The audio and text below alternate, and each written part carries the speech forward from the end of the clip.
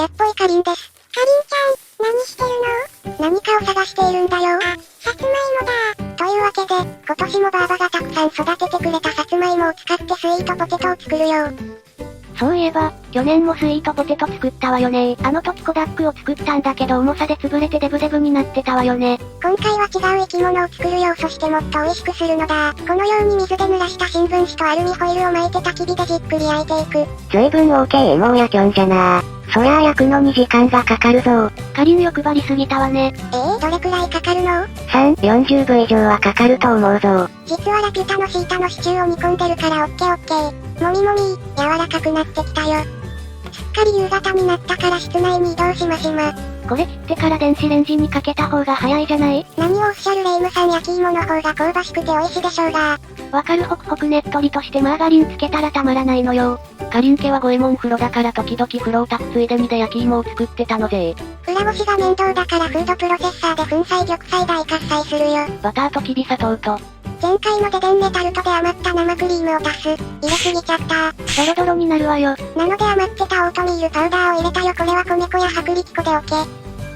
ドロドロクリーミー。おっかしいな。参考レシピじゃコロコロ丸めれる感じなのにな。一番簡単な基本のスイートポテトって書いてあるわよ。難しいな。こうなったら待ってたオートミールパウダーを全部入れてやる。ウィーン。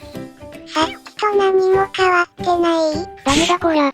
いや水分が多いなら乾燥させればいいんだよ。1年で成長したのぜ。3歩進んで2歩下がってるけどね。このようにあらかじめ形にしてから乾燥させよう。それで今回は何を作ってるんだ？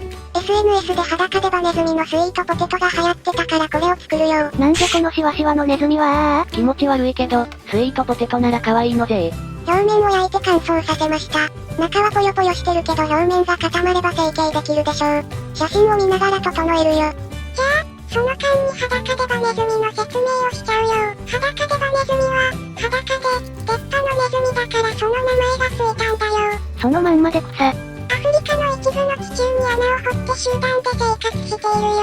イラスト屋さんって何でもあるんだね。アフリカでこんなに団子になって暮らしてたらあったかそうなのぜ。そしてもっとすごい特徴があって、普通マウスの寿命は短く、3年ほどなのに対し、裸でバネズミは10倍の30年も生きる。しかも8割の期間は老化の兆候を見せない。人間で例えたら60、70歳まではピンピンしているんだね。癌にもならないんだよ。見た目も中身も不思議な生き物だな。なんか焼いたら溶けて潰れた悲しみ。大丈夫ちゃんとキモいよ。キモくない。早速食べてみましょうかね。顔からいった裸でバネズミが食べて欲しそうにこっちを見ていたんだよ。いっただきマンモス。お味はいかが？すっごいねっとりとしてて美味しい。去年よりも美味しいよ。見た目は微妙だけど味は向上したみたいね。これ甘いからブラックコーヒー入れたよ。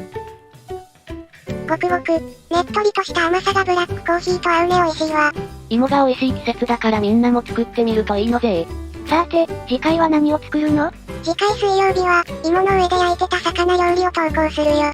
ラピュタじゃないんかい。いつもご視聴ありがとうございますなのぜ。